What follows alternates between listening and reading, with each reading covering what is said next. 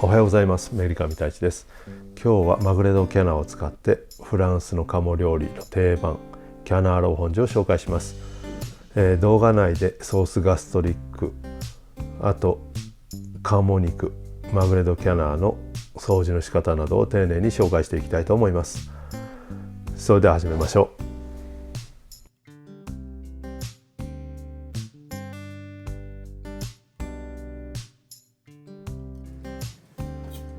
まずはじめにマグレ・ド・キャナーの掃除からしていきます。下処理です。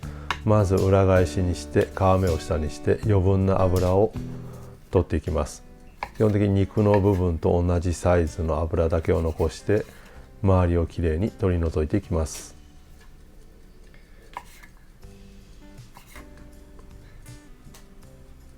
その後血管の部分を取り除いて、あと筋も取り除いてあります。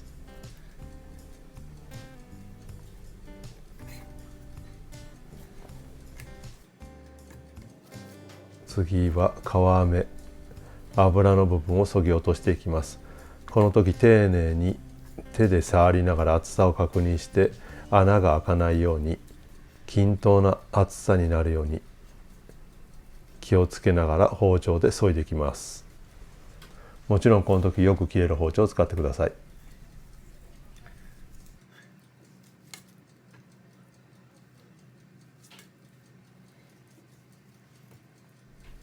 このように時々皮の上を触りながら厚さを確認して丁寧に包丁で削ぎ落としていきます。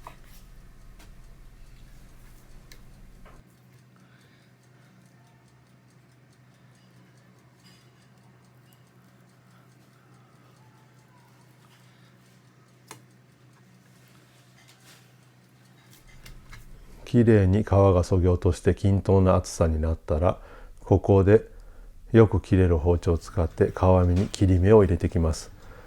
キャドリエという作業になります。この時重要なポイントですけども、油だけを切ってください。決して肉まで切り目が入らないようによく切れる包丁で油の面だけを均等に切り目を入れていきます。こうすることによって焼いた時に油がよく出て表面がカリカリに仕上がります。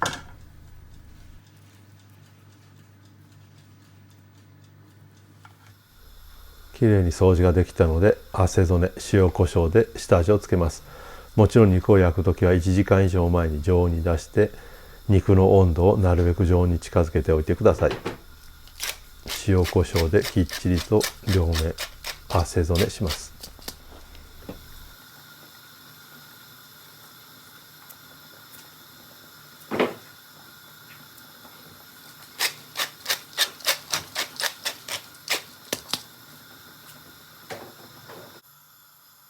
きっちりと両面汗染めできたら、冷たいフライパン、火のついてないフライパンに皮目を下にしてそれから火をつけます。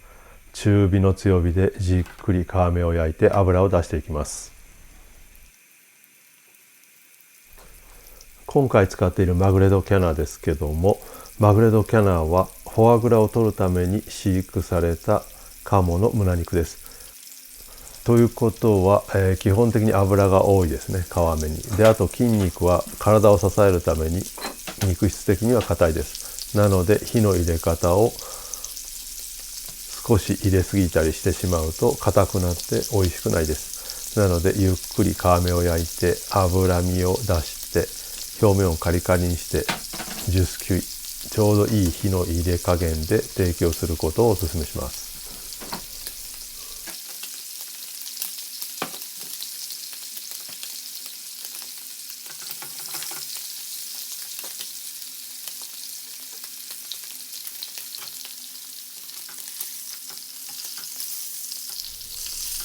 このようにじっくり焼いていると油が溜まってきます。なので油を取り除きます。なぜかというと、このまま油が肉の部分に当たってしまうと肉を揚げてしまうことになります。なので乾いてしまうので油を取り除いて適量にして皮目をそのままきっちり焼いていきます。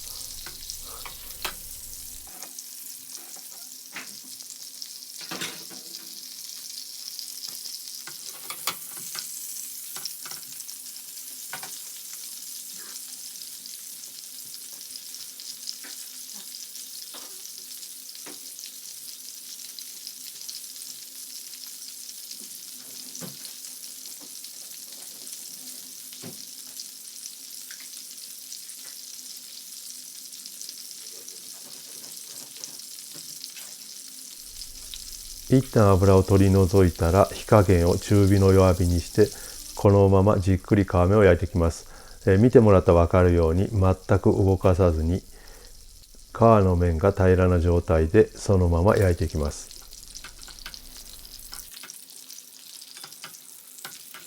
このように皮目がきれいな色に焼き色がついたらひっくり返して肉の部分を焼いていきます。この時アロゼという作業、上から油をかける作業をします。この時ですけども、肉の分厚い部分、この部分ですね、上から油をかけて上からもじっくり火を入れていきます。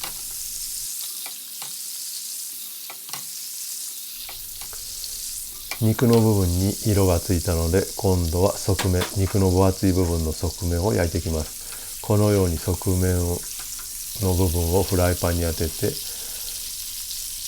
最後キウイソン、カモのキウイソンを仕上げていきます。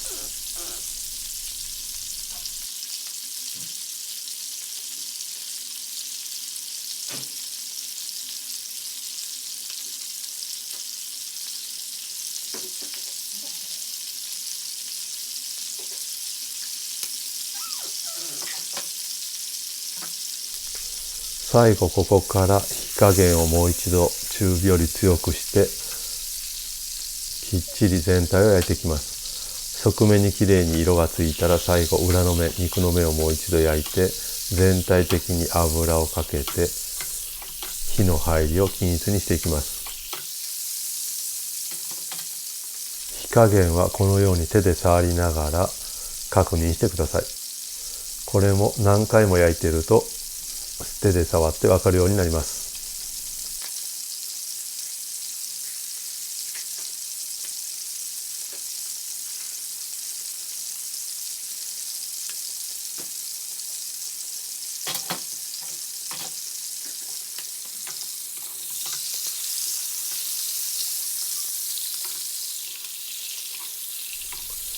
ここで最後仕上げていきます。最後皮目をもう一度フライパンに戻してカリッと焼き直しながら最後油をかけてですね、全体的に火の入りを均一にしてゆっくりロポゼします。この時きっちり油が焦げていないのでアロゼ、上から油をかけることによって肉の面に少し出た鴨の旨味が上に乗ってより美味しく仕上がります。そして最後皮目をきっちり焼いて火加減を確認したら網の置いてあるバットの上に鴨を引き上げてゆっくりロポゼ、休ませます。この時きっちりアルミホイルを上からかぶせて40度から50度の保温庫または暖かいところに置いてゆっくりと休ませます。休ませる時間の目安は鴨を焼いていた時間の分だけじっくり暖かいところで休ませます。鴨を休ませている間にオレンジの準備をしていきます。今回用意したオレンジはブラッディオレンジ、お本樹3斤を用意しました。結構酸味がきつくて鴨には非常に相性のいいオレンジだと思います。このオレンジの剥き方ですけどもプレアビーフと言います。上と下を落としてから包丁をオレンジに沿わしながらきれいに剥いていく剥き方のことをプレアビーフと言います。この時もよく切れる包丁を使わないとオレンジが潰れてオレンジの汁が出てしまいます。その後このままオレンジの房を取っていきます。このように包丁を片面入れて包丁を起こす、包丁を入れて起こすという作業を続けてきれいに取っていきます。房を取ったオレンジですけども果肉がいっぱいついてます。なので絞ってオレンジと一緒に置いておいてください。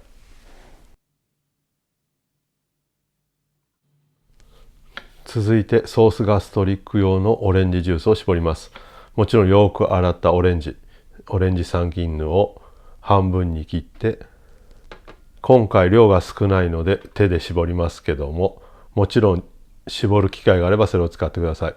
ただ手で絞ることによって皮が潰れて皮からオレンジのいい香り、いいエッセンスが果汁に移ります。なので量が多くなければ個人的にはこちらの手で絞る方が好きです。最後にガルニチュールの一つになるゼストドー本酒、オレンジの皮を用意していきます。このようにエコノム皮むき器で皮を剥きます。もし裏面に白いのがついていたら取り除いてください。きれいにこのように重ねて、あとはジュリエンヌ千切りにしていきます。切る時ですがこのように丁寧に重ねて端を落として、今回長すぎず短すぎず斜めに切っていきます。これはもう好みで長く切ってもらってもいいですし、短く切ってもらってもいいと思います。ジュリエンヌに切ったオレンジの皮をブランシール下茹でします。水に一つまみ塩を入れて、先ほど切ったジュリエンヌのオレンジを入れて一沸かしさせたら終わりです。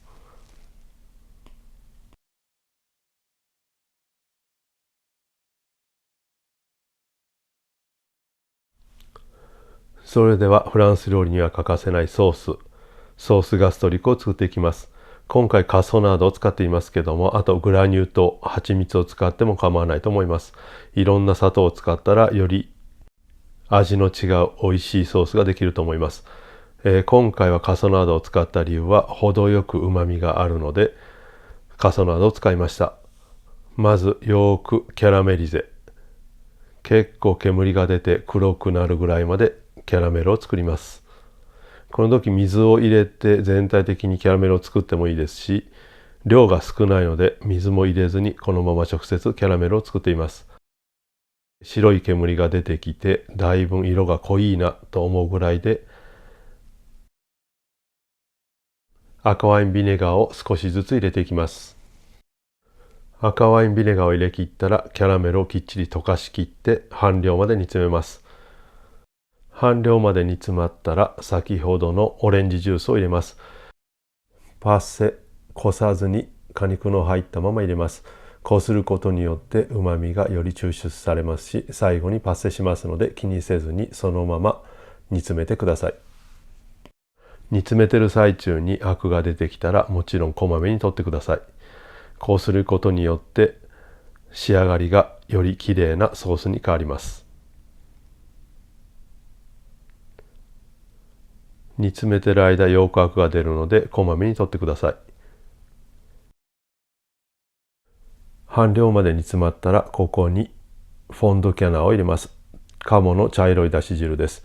またこの取り方ですけども、他の動画で鶏の茶色いだし汁フォンブハンドボライユの動画を参考にして鶏の骨を鴨の骨に変えれば簡単に取ることができます。ぜひ参考にしてください。そしてこのまま煮詰めます。よく煮詰まったら少しだけマイゼナ、コーンスターチで濃度をつけます。この時あまりつけすぎずシャバシャバじゃない状態ですね。このようにスプーンですくい上げた時に軽くスプーンに残るような感じの濃度に仕上げてください。ソースガストリックの動画でより詳しく説明していますので、またそちらを参考にしてください。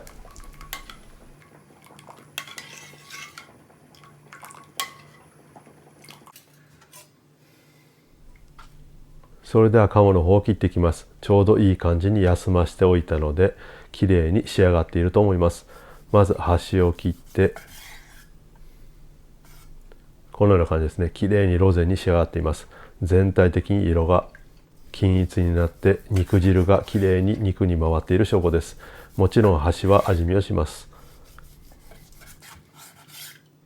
均等な厚さにこのままスライスしていきます。よく休んでいるので肉汁もあふれることなく肉全体が綺麗なロゼに仕上がっています。それでは盛り付けしていきます。温めたお皿に鴨を置いていきます。右から重ねるような感じですね。階段を上るような感じに置いていきます。基本的に、左手にフォークがありますのでこの向きで置いていってください。これが逆の向きになると非常に食べづらいです。で、先ほど置いておいたオレンジ、房にしたオレンジを軽く温めておきます。ソースガストリックをかけます。もちろんこの時ですけども肉に吸損のある場合は決してソースをナッペ上からかけることはしないでください。肉の吸収が分かるように少しだけかけて、ジュリエンヌに切ったゼストを上から置いて完成です。このキャナーラオ本ジュですけども、非常に美味しい一皿になっています。ガストリックソースの苦み、甘み、酸味、あとオレンジのフレッシュ感と鴨のうまみがぎゅっと詰まった一皿になっています。また季節ごとのフルーツで同じように美味しい一皿が作れますので、また紹介していきたいと思います。ぜひ家でも作ってみてください。それではお疲れ様でした。ボナペティ。